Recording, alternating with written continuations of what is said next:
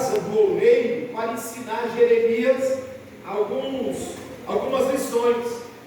Todavia, ele permite com que Jeremias, através daquilo com que ele estava observando, ou do que estava observando, ele pudesse ensinar a lição primordial, de que nós somos barro e que ele é o oleiro. Aleluia, Jesus! Essa é a lição primordial. Porém, lendo o texto aqui, nós encontramos muitas outras lições sobre a casa do oleiro. Mas de maneira bem objetiva, eu quero elencar aqui, mencionar e meditar com os irmãos essa noite. Eu quero pregar sobre as lições da casa do oleiro. Jeremias recebe uma ordem da parte de Deus dizendo: Jeremias, vai lá na casa do oleiro, e lá na casa dele, eu te farei entender ou ouvir as minhas palavras. Jeremias, como um servo, prontamente obedece e desce à casa do oleiro. E a primeira lição é quando ele chega lá na casa, diz o texto, que o oleiro estava trabalhando. E o oleiro trabalhava sobre as rodas. Por que ele usa essa expressão? Porque ele utilizava um instrumento que era um pedal que acionava uma madeira menor e tinha outra madeira maior sobreposta sobre a menor, que à medida que o pedal era acionado, era o oleiro que determinava a velocidade do pedal. Aquela parte de baixo girava e a de cima acompanhava. Só que a parte de cima tinha uma madeira com as suas pontas arredondadas, que era o lugar que o oleiro trabalhava com o barro. E o texto diz que a primeira lição já está no versículo de número 2, ou melhor dizendo, de número 3. Ele disse que desceu e observou que o oleiro estava trabalhando.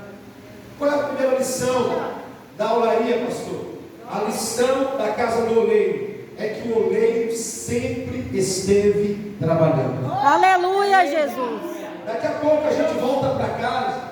Nós vamos enfrentar aí quase 200 quilômetros, né? 200 quilômetros? 200 quilômetros. E eu vou então pegar meu carro na igreja e vou mais 25 quilômetros para minha casa. E eu vou descansar para voltar para a escola dominical amanhã de manhã. Aleluia. Então nós paramos para dormir. Nós paramos para o período de férias.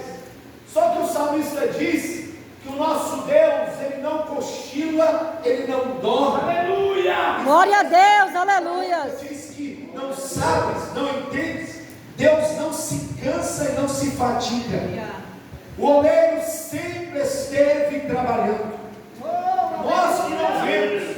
Isaías 64, versículo 4, ele diz: jamais se viu, jamais se ouviu falar de um Deus que trabalhe em prol daqueles que nele esperam. Aleluia, Jesus! O oleiro sempre esteve trabalhando.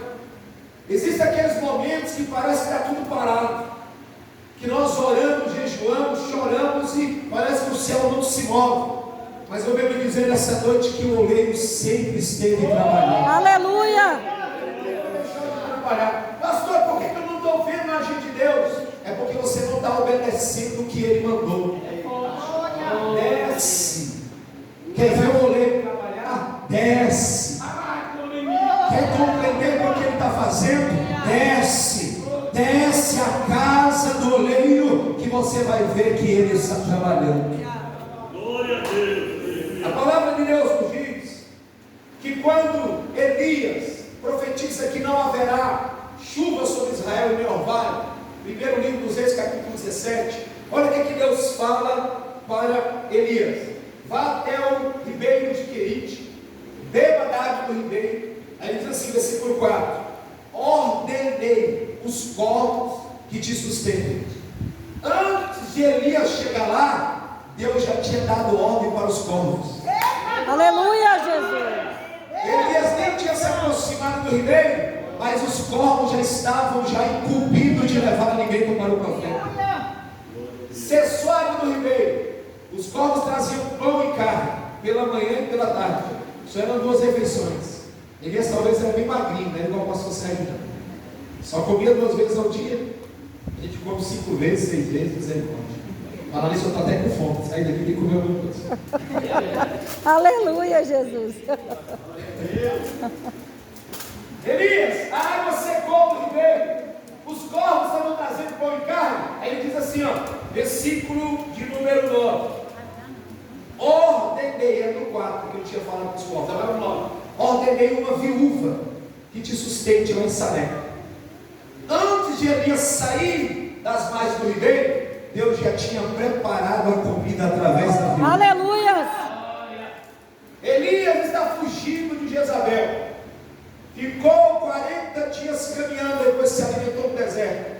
Quando ele chega na caverna, versículo 9, do capítulo de número 19, Deus fala assim: Elias, o que tu está fazendo aqui? Irmãos, isso aqui é questão de língua portuguesa, presta atenção. Nós chegamos, o pastor Pedro já estava aqui. Nós chegamos e o pastor já estava. Então ele poderia falar: pastor Sérgio, o que você está fazendo aqui? Porque ele já está aqui. Pegou não? Eu vou exemplificar. Se Deus falasse com Elias: o que tu está fazendo aí? Era como se Deus estivesse do lado de fora da caverna. É alguém passar aí na igreja, cumprimentar o porteiro e falar: o que tu está fazendo aí? Dentro. Só que Deus falou: o que tu está fazendo aqui? Já estava lá. Entendeu? Já estava lá. É porque Deus já estava na caverna, sabendo que o Aleluia. Deus já conhece as tuas fraquezas. Ele sabe nos momentos de caverna, de luta, de embate, de batalhas travadas. Mas Ele não te abandona. Ele é o Deus provedor, então Ele vai Aleluia. no lugar da tua fraqueza. Eita, glória a Deus. Ele vai para o lugar da tua fraqueza. Aleluia. O oleiro sempre esteve trabalhando. Ele não parou de trabalhar. Segunda lição: o texto diz que ele trabalha